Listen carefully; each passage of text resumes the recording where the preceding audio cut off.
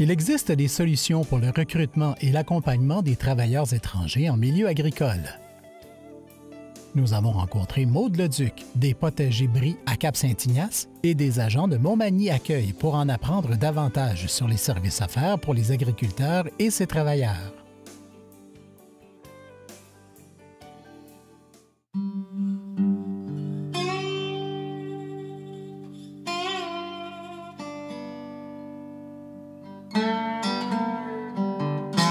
La problématique de la main-d'œuvre sur les terres agricoles aujourd'hui est très, très difficile, surtout dans le saisonnier, je vous dirais, parce qu'il manque de monde partout. Et puis, donc, imaginez-vous, là, dans le saisonnier, on a encore la difficulté est encore plus grande. Bien, le processus pour avoir des travailleurs étrangers, on passe en premier par l'UPA et par la suite, on fait affaire avec les agences. Donc, si c'est le Guatemala, c'est Arrimé et si c'est le Mexique, c'est Ferme.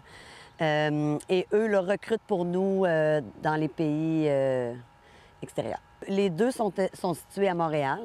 Et puis, dans le fond, les deux organismes, les deux agences font la même chose, là, le recrutement. C'est juste que c'est dans un pays différent. Alors, à ce moment-là, là, on a, quand on fait la demande, on explique nos besoins, on explique aussi c'est quoi notre culture. On peut demander aussi que la personne soit déjà venue au Canada ou ait de l'expérience aussi dans la culture laquelle on demande. Donc, on peut là, avoir des spécifications là, précises, si on veut. La problématique, on l'appelle couramment la pénurie de main-d'œuvre. Elle existe aussi bien dans le monde industriel que dans le monde agricole, que dans le monde des services, à peu près dans tous les domaines. En fait, mon travail, ça consiste à accueillir et faciliter l'intégration des travailleurs étrangers temporaires qui travaillent soit dans des usines manufacturières ou dans les domaines des services, ou même plus particulièrement dans les fermes, pour ce qui concerne par exemple les travailleurs qui viennent pour les récoltes des fruits en été, et puis toute l'année il y a des fermes également qui emploient des travailleurs. Donc notre rôle, c'est de nous mettre en contact dans un premier temps avec eux pour voir si en complément parfois de l'employeur ou en complément d'autres organismes, on peut les aider à ce que les choses se passent bien, c'est-à-dire qu'ils aient un logement confortable et convenable, et qu'ils puissent assurer leurs besoins en sécurité, en nourriture, en transport, dans tous les domaines. Donc on a en fait des services extrêmement larges et polyvalents. La première des questions, c'est de se mettre en contact avec eux. C'est ça le plus important. Parfois, ce qu'on constate, c'est que justement, même si nos services sont connus sur le web ou par d'autres moyens, on n'a pas toujours le réflexe de faire appel à nous parce que les gens se disent « ça se peut-tu qu'on ait des services sans payer, sans avoir à débourser de frais et qu'on puisse avoir ce genre de service ?» Bien oui, ça existe et c'est nos services qui, entre parenthèses, sont tout de même financés par le ministère de l'Immigration, de la francisation et de l'intégration. Donc ce sont des services, nous sommes rémunérés, nous ne sommes pas dans ce cadre-là des bénévoles, mais les services ne sont pas payés par les utilisateurs, par les usagers, mais par le ministère. L'important, c'est d'aller voir ces personnes-là parce qu'ils n'ont pas nécessairement conscience qu'on existe comme organisme et qu'on peut leur donner des services gratuits. Donc, l'important, c'est de créer un lien avec les producteurs agricoles. La plupart du temps, c'est comme ça qu'on les rencontre ou par le bouche à oreille quand on finit par connaître une personne dans le milieu, un travailleur agricole. Donc, on prend en compte leurs besoins, on veut savoir s'ils ont besoin de francisation, s'ils ont besoin d'avoir des connaissances sur les normes du travail peut-être aussi. Il ne faut pas oublier que c'est des gens qui arrivent ici qui ne connaissent rien de nos lois, de la façon de fonctionner. Donc, notre rôle est vraiment important pour les informer sur leurs droits et sur comment la vie fonctionne au Québec. La plus grande difficulté d'adaptation, je pense, pour les travailleurs étrangers, là, c'est surtout la langue. La barrière de la langue, le langage est quand même difficile. Il y en a des fois, s'ils ont eu l'expérience au Canada auparavant ou au Québec, ils peuvent parler le français ou l'anglais. Mais quand ils parlent seulement espagnol, c'est sûr que c'est un petit peu, je pense que c'est une difficulté pour eux de s'adapter à ça un peu. Je dirais aussi, pour l'argent, ils ont tendance à vouloir envoyer de l'argent dans leur pays pour leur famille, tout ça. Donc, il y a quand même des démarches à faire, là. Ouvrir un compte de banque ici, il y a beaucoup de démarches, là. Ça, c'est de l'adaptation pour eux quand même aussi. Puis, au niveau de ils payent leur épicerie, c'est eux qui se nourrissent. Nous, on les loge, mais ils se nourrissent. Donc, je crois aussi par rapport à l'épicerie, le coût des choses, c'est pas le même. Et il faut qu'ils s'adaptent quand même à ça un petit peu, là. Et ils n'achètent pas la même nourriture que nous, hein. Donc, on a des fois besoin d'aller à Québec pour chercher des choses qu'on n'a pas ici, la farine de maïs, qui se font des tortillas, tout ça. Donc, il y a une certaine adaptation. Vengo de Guatemala. Llegué el 14 del mes pasado. OK. Donc, il vient du Guatemala et il est arrivé le 14 juin. ¿Cómo conseguiste tener este trabajo, este empleo?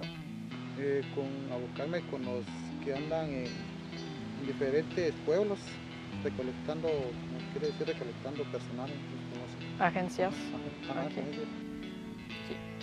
Donc, il y a des agences qui vont dans plusieurs municipalités pour recruter des gens. C'est comme ça que ça s'est passé au Guatemala. On constate depuis quelques années une difficulté à recruter des travailleurs sur le sol canadien. Et donc, les fermes, en particulier pendant cette saison, font appel à des travailleurs étrangers qui sont recrutés directement à l'international. Donc ceux qui ont une difficulté, enfin qui ne connaissent pas du tout le français, eh bien on veille à ce que le plus vite possible, dans le cadre de leur travail, ils puissent communiquer tout de même avec leurs collègues, avec leur employeur et avec d'autres personnes. Donc il y a des efforts de francisation qui sont faits depuis plusieurs mois maintenant, qui sont porteurs parce que maintenant on assiste à des cours de francisation beaucoup plus disséminés dans la région que ça l'était auparavant. En date du 3 juin 2020, sur la page web de Statistique Canada, nous remarquons une augmentation de travailleurs ressortissants étrangers depuis 2017. Près de 470 000 ressortissants étrangers ont un permis de travail entré en vigueur en 2019, comparativement à 340 000 en 2017. Si l'on examine la répartition des travailleurs étrangers temporaires sur le graphique 1 du système de classification des industries de l'Amérique du Nord, en 2017, c'est le secteur des cultures agricoles qui se classe au premier rang, avec 27,4 % des travailleurs étrangers contre 3,4 % dans le secteur de fabrication d'aliments. Nous, ici, là, les besoins qu'on a, c'est surtout au niveau de la cueillette du fruit. C'est souvent là, les cueilleurs qui manquent. C'est d'avoir des cueilleurs le matin pour les petits fruits frais, vu qu'on a à vendre nos fruits assez rapidement. Quand nos kiosques rouvrent, il faut avoir de la main-d'œuvre le matin. Et aussi, quand on a de la main-d'œuvre étrangère, bien, ils dorment sur place, ils sont sur place. Donc, ils sont toujours disponibles là, pour travailler pour nous. Gracias! Donc, c'est sûr que quand ils arrivent, on a la plantation des plants qui aident à faire avec nous. On a aussi tout le processus, là, plantation, couper les fleurs pour laisser pousser les plants, le désherbage. On a aussi la taille des bleuets qui se fait aussi avant que la saison débute, là. Plusieurs tâches agricoles. Le processus pour accueillir des travailleurs étrangers, je vais parler d'un processus général. Là, elle s'adresse soit à des agences, soit à des, par exemple pour les agriculteurs, ils vont passer par l'UPA qui va leur faciliter la tâche pour organiser et faire les formalités administratives de recrutement. Ça, ce sont les dossiers qu'on fait à partir du Québec et du Canada pour recruter. Ensuite, il faut recruter réellement sur le terrain. Là, il y a des agences aussi spécialisées, ou parfois c'est les entreprises elles-mêmes qui se déplacent dans certains pays du monde dont on sait qu'il y a un bassin de travailleurs disponible. Et là, ils vont faire leur sélection, leur recrutement. En général, ils s'y prennent bien sûr pas mal à l'avance, hein, parce que les choses prennent du temps hein, pour remplir les documents et toutes les formalités de passage de frontières. Donc le processus continue, l'entreprise paye bien entendu quelques centaines, voire quelques milliers de dollars dans certains dossiers pour faire ce recrutement. Puis une fois que les gens sont, tous les documents sont prêts et qu'ils sont prêts à arriver avec le billet d'avion, ben là nous sommes amenés effectivement à entrer en contact avec eux pour aider, assister les entreprises dans certains besoins. Quand elles en ont besoin, elles font appel à nous. Parfois non, parfois oui. Et puis où on a un rôle également, nous, c'est au-delà de l'accueil, c'est faciliter également l'intégration. Si on va chercher ces travailleurs, on essaye également de leur vanter les mérites de vivre dans notre région et de leur donner le goût d'y rester, voire de faire un regroupement familial et de s'installer pour un temps un peu plus long dans notre région. Mon rôle se situe plutôt au niveau de l'accueil des personnes latino-américaines, puisque je parle espagnol. La plupart des travailleurs agricoles qui arrivent ici, ils parlent exclusivement espagnol, donc c'est ça. La connaissance de l'espagnol, c'est important dans ce domaine-là, c'est crucial même. ¿Cómo es la agricultura allá y aquí? ¿Cuál es la diferencia de lo que haces? ¿Cómo es difícil? Es lo mismo, como en Guatemala y como trabajar acá. Mm-hmm. Ajá. Lo mismo. Sí. Okay. Il dit que c'est la même chose, l'agriculture au Guatemala ou ici, c'est pareil. Quelqu'un qui me comprend, on se le cachera pas que dans la région, les gens qui parlent couramment espagnol, c'est pas monnaie courante tant que ça. Donc, c'est vraiment, tu deviens leur personne ressource tout de suite, puis même ça crée des amitiés avec certaines personnes au fil du temps. Donc, voilà.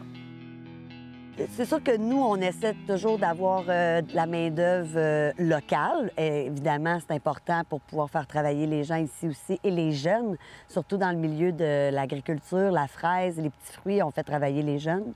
Les enfants de 12 ans et plus, donc peuvent venir cueillir ici. C'est important.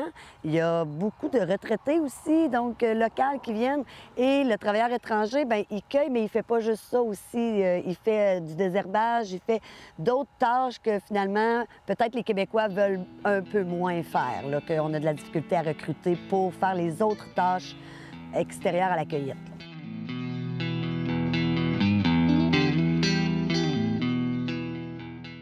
¿Qué representa para ti la oportunidad de trabajar aquí? Sí, es bueno porque muchos necesitan esta oportunidad y son raras las personas que les conceden esa oportunidad. Y ya que nosotros la tenemos, pues tenemos que aprovechar al máximo, como les vuelvo a repetir, que muchos nos necesitan, pero no les llega la oportunidad que nos llega a nosotros. Donc, il dit que c'est une grande opportunité puis qu'il y a beaucoup de personnes qui voudraient le faire, mais qui ne peuvent pas. Donc, lui dit il faut, quand on réussit à l'avoir, l'opportunité de pouvoir venir travailler ici, il faut en profiter au maximum parce que c'est ça, on est chanceux dans un sens. Bien, vous le savez, on entend souvent des campagnes très massives, mangeons local, consommons local, favorisons nos producteurs locaux et bien entendu, on est tous pour la vertu. Ce qu'il faut savoir simplement, c'est que quand on parle, on tient ce langage, on construit par exemple dans certaines régions des grosses serres agricoles, voulant éviter ainsi l'importation directe de produits qui viennent d'autres par bateau ou par avion dans certains pays. Ce qu'il faut savoir, c'est que dans ces fermes ou dans ces serres, quand vous regardez qui fait les récoltes, ce sont aussi des travailleurs étrangers. Donc ce que je veux dire, c'est qu'ils sont véritablement le soutien nécessaire pour cette belle volonté de manger local et de consommer local. Sans eux, on n'y parviendrait sans doute pas. On n'a comme pas le choix un petit peu de se retourner vers la main-d'œuvre étrangère. Parce que sinon, on n'aurait peut-être pas d'employés pour faire les tâches justement que je vous expliquais, là, agricoles, qui sont peut-être plus difficiles aujourd'hui. Puis eux, bien, sont motivés à le faire. Ils gagnent quand même, pour eux, ils gagnent un très bon salaire ici. Je crois que ils nous aident et on les aide aussi. Hein, c'est un beau retour. Grâce à cette belle collaboration, les employeurs en milieu agricole et les travailleurs étrangers comptent sur de nombreux services. Non seulement ces services contribuent à l'intégration de ces travailleurs dans la collectivité, mais ils fournissent aussi une main-d'œuvre considérable pour l'agriculture.